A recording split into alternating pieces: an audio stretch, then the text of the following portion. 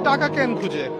আমার আসলে আমিও বিয়ে করছি, আমার মতে টাকাটা ইম্পর্টেন্ট সংসারের জীবনে। ভালোবাসা, টাকা থাকলে ভালোবাসা থাকে, আর ভালোবাসা থাকতে হলে টাকার প্রয়োজন। একটা ছেলে যদি অনেক বড়লোক হয়, অনেক টাকা থাকে, বাট লয়াল না হয়, তাহলে কি করবেন? তাহলে চলে, টাকা হলে চলে। তার মানে আপনাকে যদি বলি টাকা এবং লয়ালের মধ্যে যে কোনো একটা পিক করেন, কোনটা পিক করবেন? টাকা। এখন আপনি কোনটাকে বেশি প্রায়োরিটি দিবেন, টাকাকে না লয়ালটিকে?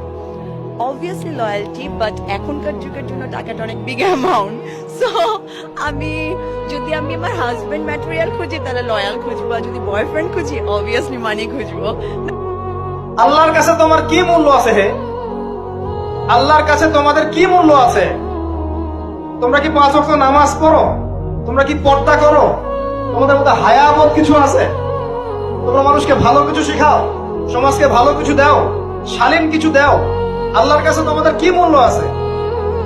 নবী সাল্লাল্লাহু আলাইহি ওয়াসাল্লাম তো জাহান্নাম দেখে সেই কথাটাই বলেছেন, আমি জাহান্নাম দেখে আসলাম, সেখানে বেশিরভাগ অধিবাসী হচ্ছে মেয়ে, নারী।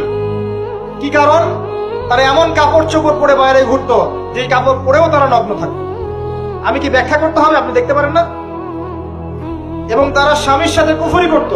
সারা জীবন স্বামী যদি তাদের ভরণ পোষণ দেয়, ভালোবাসে, মহব্বত করে, তাদের জন্য জীবনটা ক্ষয় করে ফেলে, এক পর্যায়ে গিয়ে বলবে সারাটা জীবন তোমার কাছে কিছুই পাইলাম না।